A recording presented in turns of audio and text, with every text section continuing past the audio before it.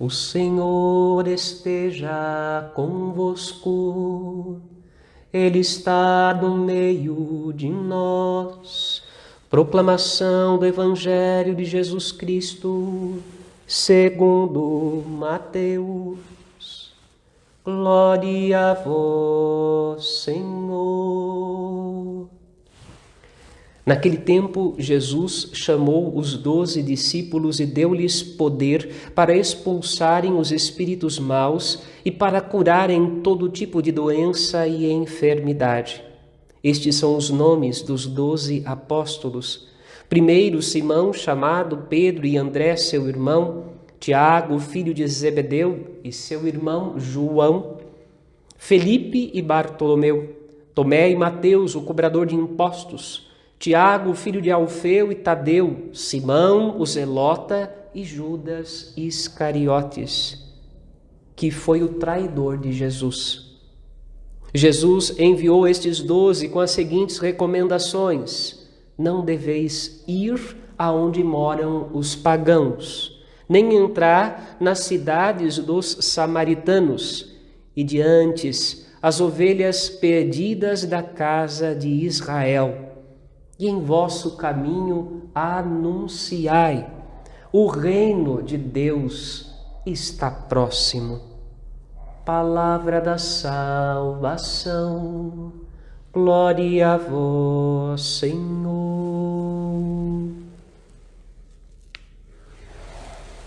Que as palavras do Santo Evangelho perdoem os nossos pecados, assim seja. Meu irmão querido, minha irmã, você que abre sua casa, seu coração, a palavra de Deus nesta tarde.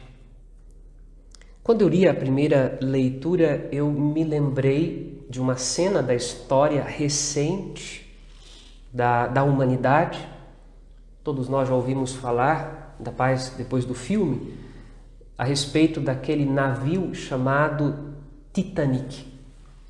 Para o seu tempo, era um navio extremamente moderno, um navio que tinha sido feito para singrar os mares. De fato, do ponto de vista técnico, para aquele momento histórico, era um navio imbatível. Conta-nos a história que no momento em que o navio foi inaugurado, um dos seus responsáveis que o inaugurava chegou a dizer esta frase: nem Deus afunda o Titanic. Talvez tenha sido dos naufrágios um dos mais famosos e na história recente, talvez o mais trágico. Não que Deus tenha afundado o Titanic, evidentemente, não é isso que eu estou dizendo, mas a arrogância que brota de um coração rico. Jesus faz essa distinção no Evangelho: aqueles que têm um coração de pobre e aqueles que têm um coração de rico, um coração soberbo. Alguém um dia disse: nem Deus afunda o Titanic. E a história recente contou para nós que aquele navio era um monte de ferrolhos e era perecível. E infelizmente, muitos que acreditaram que o navio era imbatível, que as geleiras não poderiam impedi-lo de singrar os mares, eles acabaram tendo de reconhecer que o navio era apenas um navio. E quantas vidas foram ceifadas por causa da soberba daqueles que um dia disseram: nem Deus afunda o Titanic. O profeta diz assim com relação a Samaria, que tinha sido destruída por permissão divina: de certo, eles dirão agora: nós não temos rei, não temos medo de Deus. Que poderia o rei fazer contra nós? Isso é um coração soberbo. É a imagem de um coração soberbo, né? Eu posso tudo sozinho, não preciso de ninguém, né? Não preciso de Deus, não preciso do próximo. E, obviamente, como me basto a mim mesmo, não preciso nem de Deus nem do próximo, confio nas minhas forças e no meu poder, faço o que eu quero, do jeito que quero, não devo satisfações a ninguém. E assim um coração soberbo se afasta do caminho da caridade, que é a porta estreita da salvação.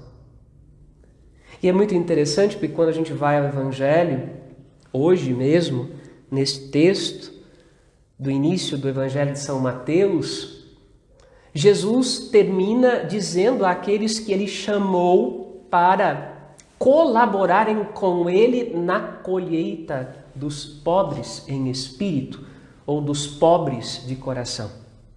E Jesus diz a eles: ide antes, ide primeiro as ovelhas perdidas da casa de Israel. Por que Jesus mandou os discípulos primeiro às ovelhas perdidas da sua casa? Por que Jesus não mandou os discípulos por primeiro até os confins do mundo, aos povos estrangeiros circunvizinhos do povo judeu daquele tempo? Porque Deus é fiel. Deus havia prometido através dos seus profetas que uma luz brilharia no horizonte para a vida do seu povo. O povo que recebeu a primeira aliança teria a oportunidade de ver a salvação primeiro. Por isso, esta rejeição é uma rejeição muito dura à pessoa e à obra de Jesus. Porque aqueles que o rejeitaram naquele tempo, e é por isso que nós rezamos na Semana Santa, pela conversão do povo da primeira aliança, porque aqueles que viram Jesus, eles tiveram os patriarcas, eles tiveram os profetas, eles se relacionavam com Deus, eles tinham a sabedoria que Deus imprimiu na história da sua vida, tudo isso para reconhecer o Salvador, e o rejeitaram. Quando Jesus diz a Tomé: sim, Tomé, você acreditou porque viu, você acreditou porque tocou, mas bem-aventurados serão aqueles que vão crer sem ver, que vão crer sem tocar. Bem-aventurados somos nós, que experimentamos a fé nas entranhas da nossa alma como dom comunicado pelo Espírito Santo. Jesus está falando de nós. Jesus está falando da sua igreja, da sua comunidade que brota do testemunho apostólico da ressurreição. Haverá o momento, chegará o momento em que Jesus vai mandar seus discípulos até os confins do mundo, a todos os povos. Mas agora, pelo menos no início do ministério deles, eles são chamados a ser, através do seu testemunho, resposta de Deus para o seu próprio povo. Isto é caridade. Eu e você, também hoje, nós somos chamados a ser resposta de Deus para os nossos iguais.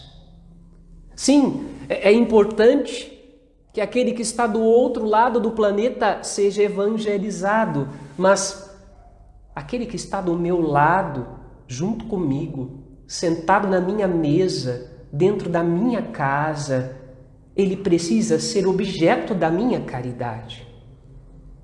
São João, na sua primeira carta, vai muito mais longe, a ponto de dizer: quem diz que ama a Deus e odeia o seu irmão é mentiroso.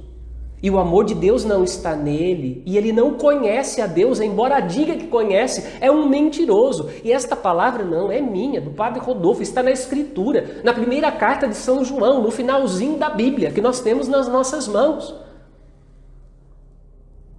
E quem é o pai da mentira senão o diabo?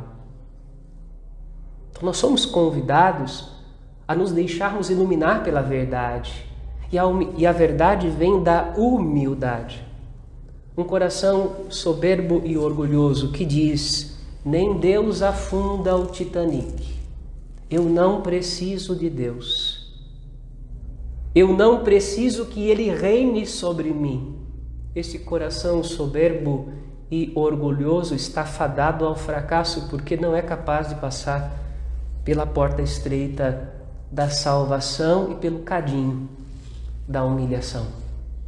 Bem-aventurados os pobres em espírito, porque deles é o reino dos céus, que está próximo.